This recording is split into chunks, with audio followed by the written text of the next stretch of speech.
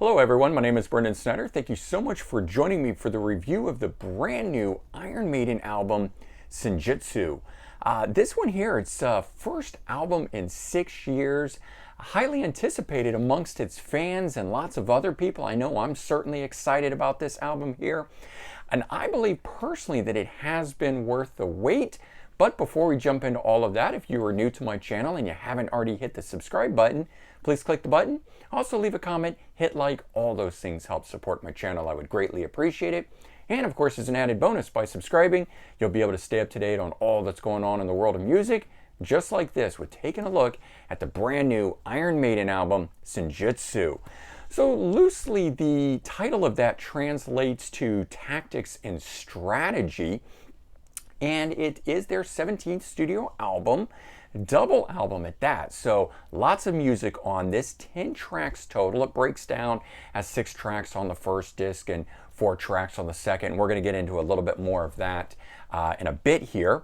As I mentioned, it's been 6 long years since the Book of Souls album, so longest gap between an Iron Maiden album release, at least their studio albums. And surprisingly, there are no songwriting contributions from guitarist Dave Murray on this one. So I don't know if he was just sitting back and enjoying life and letting the other guys do it, or how things worked out like that, but pretty strange in that regard. But still, the sound of this album here, it's got a very different feel to it, all while still retaining the classic sounds of Iron Maiden to it. The lead track, Writing on the Wall, I think was a really good example of this album. If you've heard that track, that's going to give you an idea of what the remainder of this album is. It's the album as a whole, the sound on it is dark, it's brooding. The tracks are epic in quality, even the shorter ones. Each track builds and grows in different ways, lots of changes throughout each of these songs, and a different vibe on each track too. There's regional sounds mixed in with this. We've got Asian sounds for the Japanese, obviously with the working in of the graphics and things of that nature. Eastern sounds like East Indian and things of that nature. Western is in the American West. Case in point, the lead single, Writing on the Wall, had that feel, the opening bit to it, the acoustic instrumentation on it.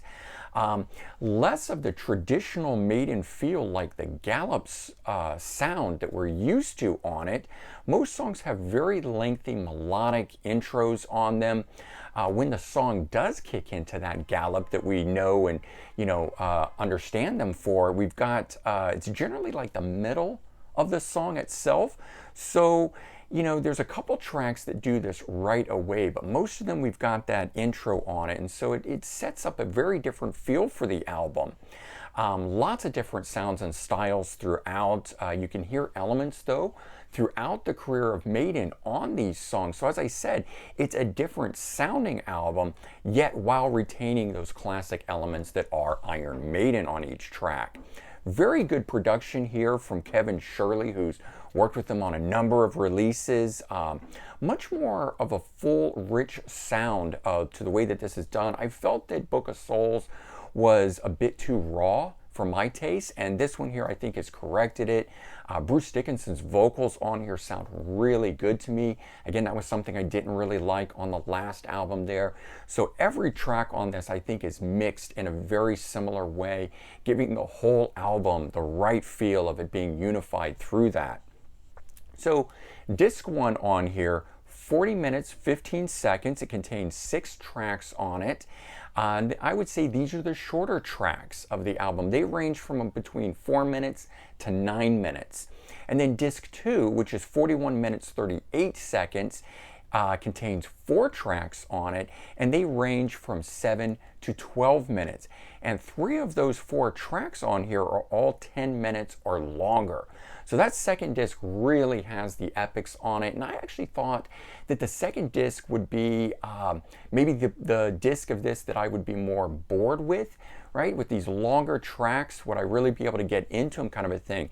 I have to say the second disc for me is where it's at. I'm enjoying the 4 tracks that are on that disc. disc, the ending of this album, maybe more so than anything else on here. But let's talk about some of those standout tracks. And besides the two singles, which are on disc 1, tracks 2 and 3, Stratego, and the interesting thing is that title is not actually said within the song. There's a couple songs that are like that they've given titles to that don't actually appear within the lyrics. So the other single that was released, and the first one, The Writing on the Wall, great song. So both those I really do like, but I wanted to talk about a couple others that are not that. So on disc 1, track 5, Days of Future Past, that song is 4 minutes and 3 seconds.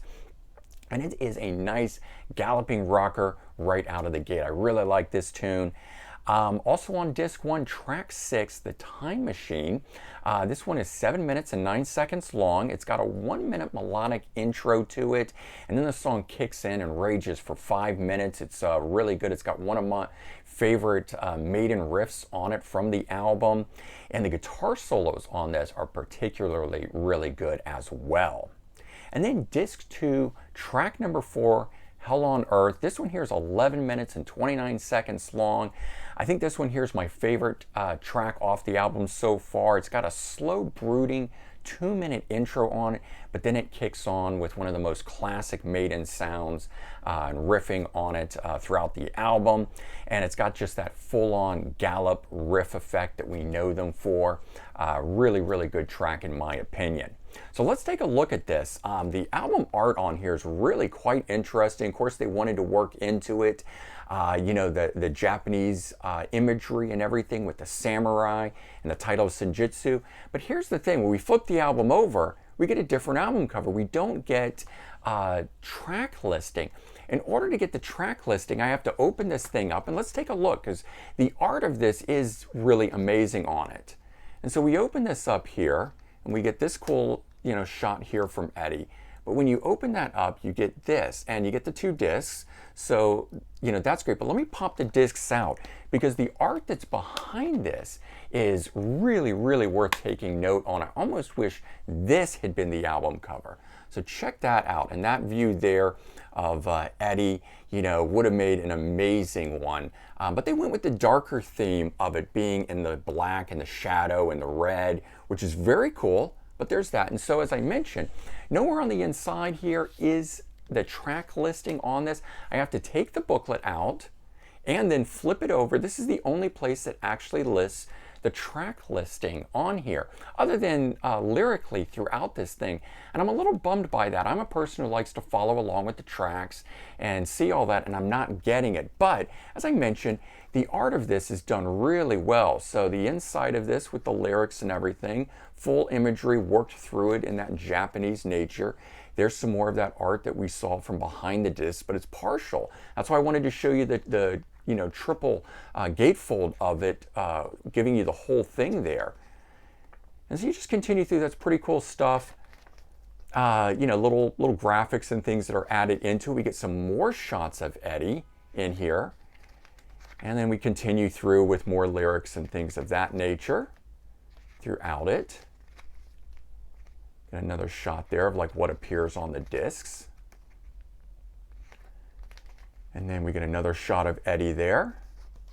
But here's the thing, there's no shots of the guys. So no band photos in this, but a lot of Eddie. So that's good. I mean, we like that, but I would have liked to have seen the band. Now, they've been very public with all of this. If you want to see anything, there's all these behind the scenes shots of them and videos and stuff of that nature. So they're certainly out there, very prominent. They don't appear in the first music video, and they don't appear on the album imagery. So, you know, can't get everything, I guess. You get some really great album art, but that's where that is. And so bottom line on this album here, I think it's got tremendous depth to it, and it's going to require multiple listens. It has for me. You know, in order to really absorb this, you're going to have to give it several listens. My initial impression of this album is different than what it ultimately has turned out to be and what it is that I'm presenting to you, which is why I'm saying there's a lot of depth to this album.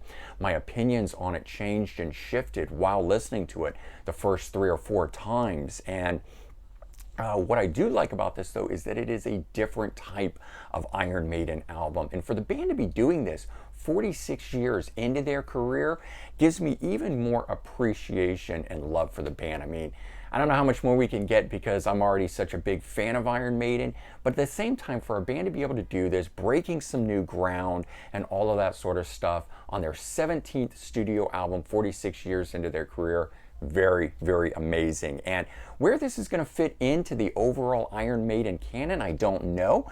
But for me at least, I'm really enjoying this album. I think you will too, and hopefully you'll check it out.